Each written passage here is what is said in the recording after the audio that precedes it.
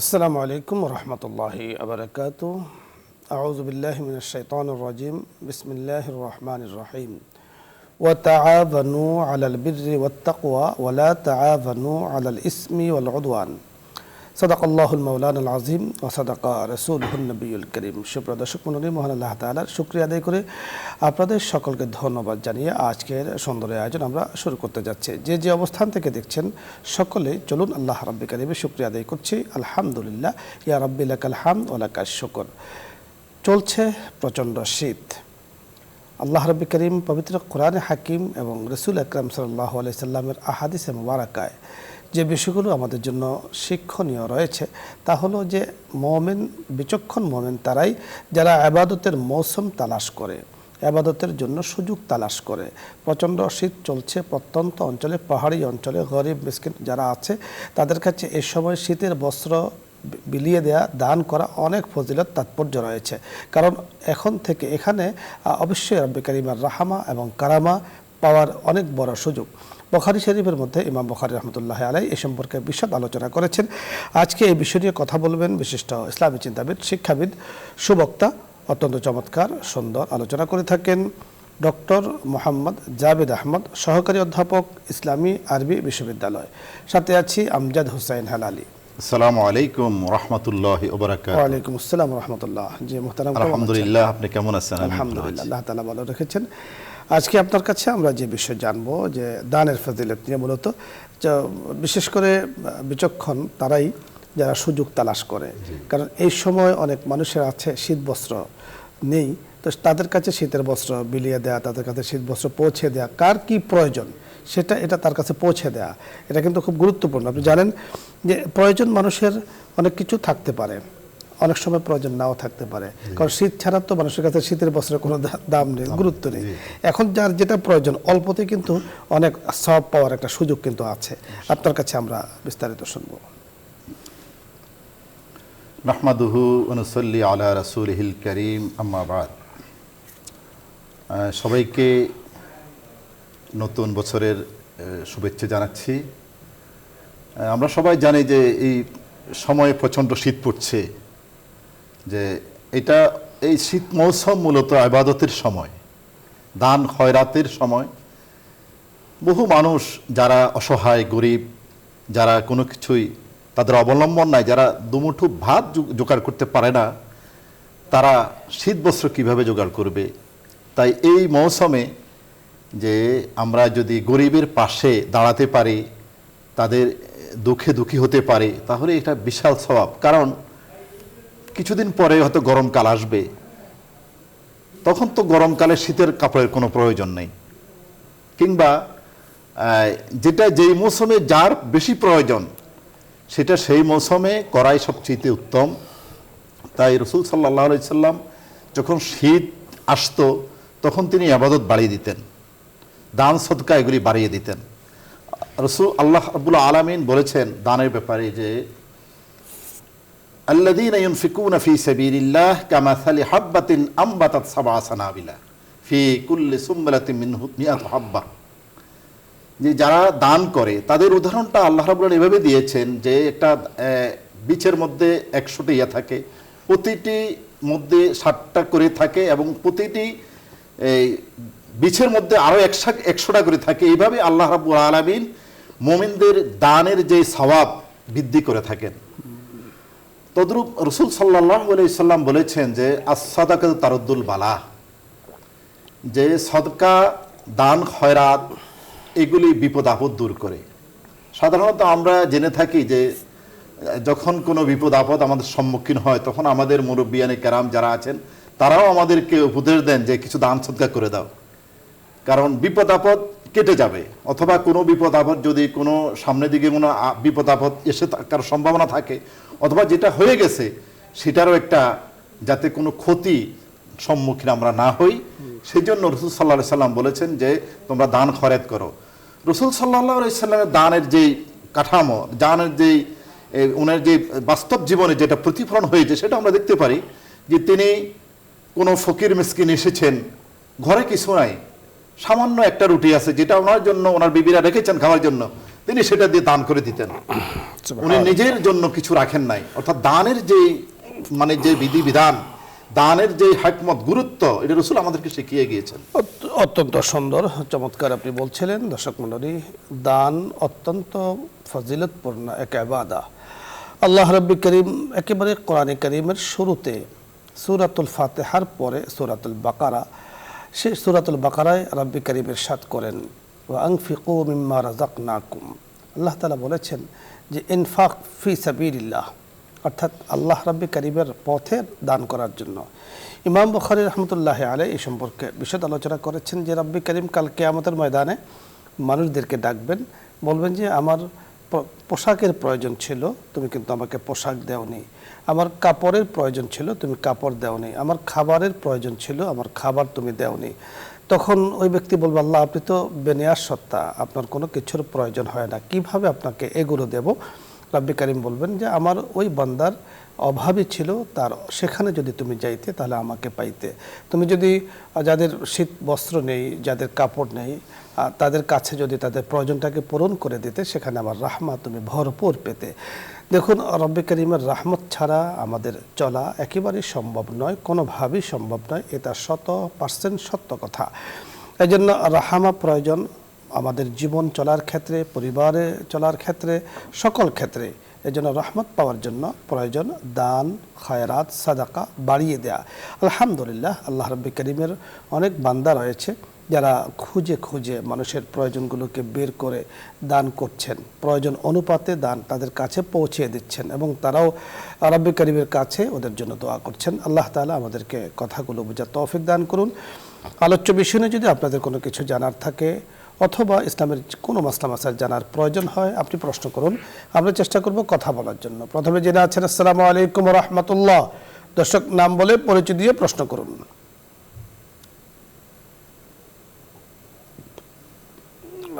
আসসালামু আলাইকুম ওয়া রাহমাতুল্লাহ। জি দর্শক, আপনি চেষ্টা করছেন, সম্ভবত কানেকশন আসছে না, লাইনটি কেটে গিয়েছে। আমরা মোহতারামের কাছে যে বিষয়টি জানবো, দর্শক জি আপনাদের কথা আমরা শুনবো। মোহতারাম, আপনি যে বিষয়টি বলেছিলেন যে রাসূল আকরাম সাল্লাল্লাহু আলাইহি ওয়াসাল্লাম দানের ব্যাপারে উদ্বুদ্ধ করেছেন, এবং রাসূল যেই চমৎকার অত্যন্ত গুরুত্বপূর্ণ একটি হাদিস বলেছেন, এই হাদিসটি আমাদের কিন্তু জীবনের চলার পথে অনেক প্রয়োজন। কারণ রাসূল আকরাম সাল্লাল্লাহু আলাইহি সাল্লাম বলেছেন, সাদকাতু তারুদ্দুল বালা ওয়া তাজিদু ফিল উমরে, যে সাদকা বালা মুসিবতকে দূর করে দেয় এবং হায়াতকে বরকতময় করে দেয়। আপনার কাছে আমরা আসবো ইনশাআল্লাহ, যাব দর্শকদের কাছে। জি দর্শক, আসসালামু আলাইকুম ওয়া রাহমাতুল্লাহ। পরিচয় বলে প্রশ্ন করুন। ওয়া আলাইকুম আসসালাম ওয়া রাহমাতুল্লাহি ওয়া বারাকাতুহু। হুজুর, আমি ধরমপাড়া সুনামগঞ্জ থেকে বলছিলাম। জি বলুন। হুজুর, রাসূল সাল্লাল্লাহু আলাইহি ওয়াসাল্লাম বলেন যে সূর্য উদয় হয় এমন দিনগুলির মধ্যে জুমার দিন হলো শ্রেষ্ঠ দিন। হ্যাঁ, তো ওই মানে আল্লাহ রাব্বুল আলামিনের জুমার দিন এই ঈদুল ফিতর, ঈদুল আযহাও অধিক সম্মানিত। এটা কি সহিহ হাদিস হুজুর? ধন্যবাদ আপনাকে। আমরা প্রশ্নটি অত্যন্ত গুরুত্বের সাথে নিয়েছি। গুরুত্বপূর্ণ প্রশ্ন আপনি করেছেন, বুঝতে পেরেছেন প্রশ্নটি। সব দিনেই মূলত আল্লাহ রাব্বুল আলামিনের সৃষ্টি, তবে কোনো কোনো দিন, কোনো কোনো মাস এত ফজিলতপূর্ণ, এটা হাদিস দ্বারা প্রমাণিত।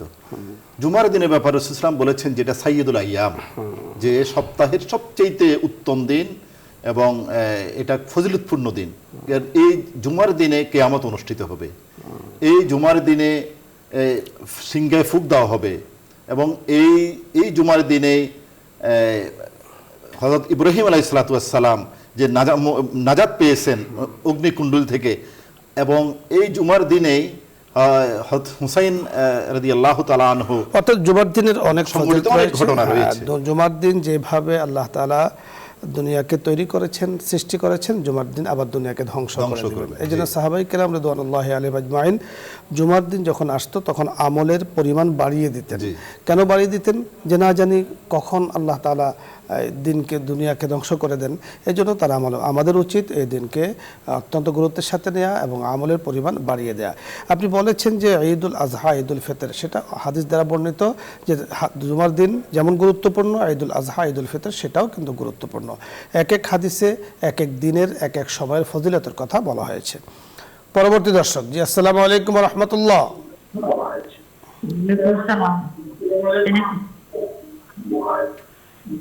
আপনি প্রশ্ন করুন। জি, আপনি টিভির ভলিউম বাড়িয়ে রেখেছেন, কমিয়ে কথা বলুন।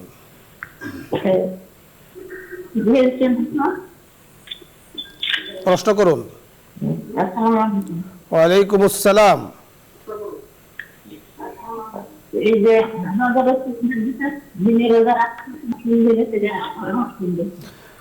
জি, আপনার কথাগুলো পরিষ্কার শোনা যাচ্ছে না। পরের দর্শক, আসসালামু আলাইকুম ওয়া রাহমাতুল্লাহ।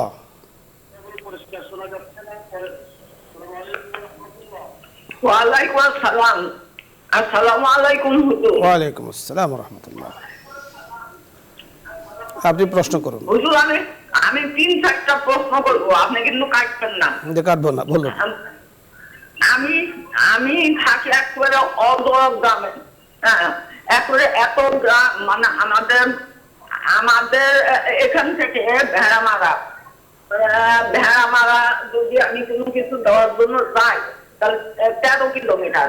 হ্যাঁ, 500 টাকা লাগে আমার সিএনজি ভাড়া। প্রশ্ন করুন। এখান থেকে আমি কিভাবে দান করব, এই 1 নাম্বার। ধন্যবাদ। আসলে দাম করার মতন ক্ষমতা নাই আমার হাজবেন্ডের কাপড় চুপ। আমার কথা শেষ হয়েছে না হুজুর? বলুন। আমার হাজবেন্ড তো মারা গেছে। আমার হাজবেন্ডের কিছু কাপড় চুপ আছে, তারপরে 3টা কম্বল আছে। আমি দান করতে চাচ্ছিলাম, সেদিন তাই হচ্ছে দেখলাম যে একটা সালাম দিয়ে একটা লোক শুয়ে আছে, দিতে চাইছিলাম কিছু, কিন্তু কিভাবে দিব কারণ এই 1 নাম্বার। আর 2 নাম্বার হচ্ছে আমার যে পেনশন আসে, আমার যে মাসিক পেনশন আসে, আমার হাজবেন্ডের পেনশন, আমি এটা বিসিআইসি থেকে এই পেনশনের যে ইন্টারেস্ট আসে, পেনশনের মাসিক কি ওই পেনশনের উপর আমার ইন্টারেস্ট আসে। হ্যাঁ, আসছিল মেসেজ আসছিল, সেই পেনশনের ইন্টারেস্ট কি আমি ব্যবহার করতে পারবো? জি, ধন্যবাদ। আমরা বুঝতে পেরেছি। আরো প্রশ্ন আপনার আছে, 2টো প্রশ্ন পেয়েছি। ইনশাআল্লাহ প্রতিদিনই তো আমরা আসি, আপনি আগামী দিন আল্লাহ চাহে তো বাকি প্রশ্ন করবেন। প্রথম যে বিষয়টি আপনি জানতে চেয়েছেন আজকে আমাদের বিষয়ের সাথে সম্পৃক্ত, যে দানের যে বিষয়টি আপনি বলেছেন, নিঃসন্দেহে আমরা আপনাকে ধন্যবাদ জানাবো যে আপনি বিষয়টির গুরুত্ব অনুধাবন করতে পেরেছেন। মোহতারাম উনি বলেছেন যে ওনার বাড়ি থেকে প্রত্যন্ত অঞ্চলে থাকেন, তো সেখান থেকে যেখানে আসবেন, বেলামারা কথা বলেছেন, আসতে তো 13 কিলো জায়গা। তো আমরা বলবো যে আপনি যেখানে থাকেন, যেহেতু প্রত্যন্ত অঞ্চল, সেখানে পাহাড়ি অঞ্চল হতে পারে অথবা যে কোনো গরিব মিসকিন যেখানে থাকে, আপনি সেখানে দান করুন। আপনি 13 কিলো এসে দান করার যেহেতু আপনার কোনো ব্যবস্থা নেই, আপনি চাইলে আপনি সেখানে আপনার এলাকায় আপনি দান করুন, কারণ আশেপাশে মানুষের হক কিন্তু অনেক বেশি আপনার উপরে। আমরা বলবো যে আপনি সেখানে দান করুন। একান্ত যদি আপনার কোনো সহযোগী অথবা আসার মতো কোনো লোক থাকে আর আপনার মন চাচ্ছে এখানে দান করবেন, আপনি সেটাও করতে পারেন, কোনো সমস্যা নেই। আপনি বলেছেন যে আপনি স্বামী ইন্তেকাল করেছেন, ওনার কিছু কাপড় চোপড় শাল ইত্যাদি আছে, সেগুলোকে সৎকার দেওয়াটাই অতি উত্তম। আরেকটি গুরুত্বপূর্ণ বিষয় জানতে চেয়েছেন যে ওনার স্বামীর পক্ষ থেকে যে পেনশনটা উনি পান, কারণ ইন্টারেস্ট আসে, এটা কি উনি ব্যবহার করতে পারবেন কিনা? জি, আসলে ব্যাংকে যেহেতু এটা ব্যাংকের মাধ্যমে আসে, কিংবা ব্যাংক থেকে ইন্টারেস্ট কত মুনাফা, যেটা বলি আমরা, যে নামেই বলি না কেন, যদি এটা ইন্টারেস্ট হয়ে থাকে বা সুদ এই জাতীয় শব্দ ব্যবহার করা যায়, যদি এরকম কিছু হয়ে থাকে, তাহলে সেটা ব্যবহার না করে সওয়াবের নিয়ত ছাড়া গরিব মিসকিনকে দান করা, এটা সর্বোচ্চ উত্তম পন্থা। হ্যাঁ, সেটি আপনি ভালো বুঝেন। যেহেতু আমাদের মুফতি সাহেব বলেছেন যদির একটি বিষয় কিন্তু উনি অ্যাড করে দিয়েছেন, যদি ইন্টারেস্টটা সুদের অংশ হয়, আপনি ভালো করে তালাশ করুন যে সুদ যদি সেখানে থেকে থাকে, তাহলে সুদের অংশ বাদ দিয়ে আপনার স্বামী সরকারের পক্ষ থেকে যে পেনশনটা পান সেটা আপনি ভোগ করতে পারেন, কোনো সমস্যা নেই। আর ইন্টারেস্ট যেটা আসে সে সম্পর্কে মুফতি সাহেব বলে দিয়েছেন। পরে দর্শক, আসসালামু আলাইকুম ওয়া রাহমাতুল্লাহ। হ্যালো, আসসালামু আলাইকুম। আসসালাম। জি, প্রশ্ন করুন। এই যে রাব্বিক ফেলি ওয়ালিল দাইয়া, এই সূরাটা কোন সূরার আয়াত কত নাম্বার? আরেকবার বলুন।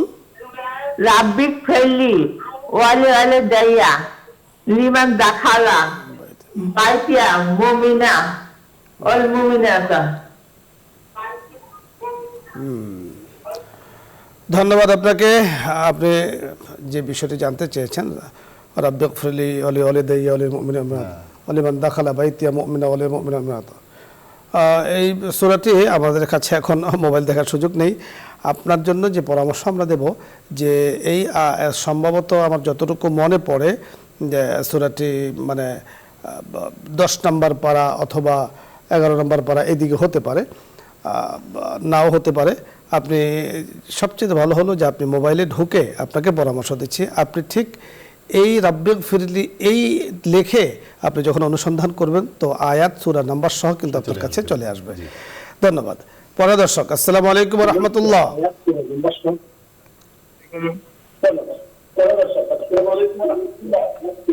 আমি চট্টগ্রাম থেকে বলছিলাম। জি বলুন। আমি চট্টগ্রাম থেকে বলছিলাম। আমার আজকে ওই শুক্রবারের নামাজটা ঘুমের মধ্যে মিস হয়ে গেছে। এখন এই ব্যাপারে কিছু বলবেন? মানে না, অবশ্যই বলবো, যেহেতু অত্যন্ত গুরুত্বপূর্ণ একটি বিষয় জানতে চেয়েছেন। শুক্রবারের নামাজ আজকে মিস হয়েছে, আরও তো হতে পারে, তো শরীয়তের মাসআলা কিন্তু রয়েছে, মুহতারামের কাছে শুনবো। জি, মানে ঘুমের কারণে ওনার জুমা বাদ পড়েছে আর কি।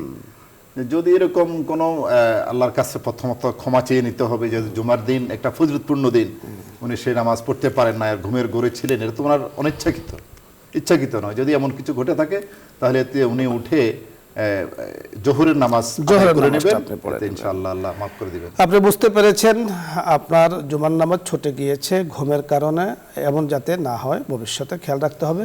এখন আপনি জুমার বিকল্প হলো জোহরের নামাজ, আপনি জোহরের নামাজ পড়ে নিন। এই সম্পর্কে লম্বা চড়া মাসআলা আছে। কোনো জায়গাতে যদি জুমার নামাজ না হয়, সিস্টেম না থাকে, সেখানে জোহরের নামাজের বিধান। কেউ যদি এমন জায়গাতে থাকে যে জুমার নামাজ পড়তে পারছেন না, জোহরের নামাজ আপনাকে পড়ে নিতে হবে। তার মানে হলো আপনার জন্য এখন জরুরি হলো জোহরের নামাজ আদায় করা।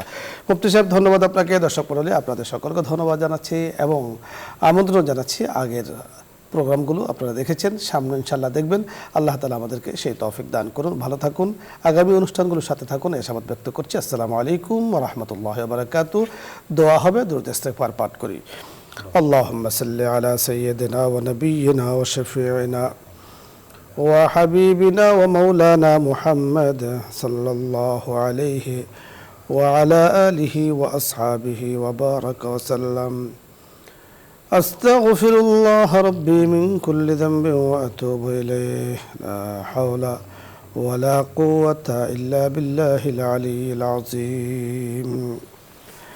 الحمد لله رب العالمين، والصلاة والسلام على أشرف الأنبياء والمرسلين وخاتم النبيين وعلى آله وأصحابه أجمعين.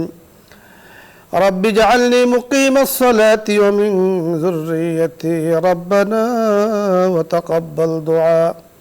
اللهم بارك لنا في رجب وشعبان وبلغنا رمضان.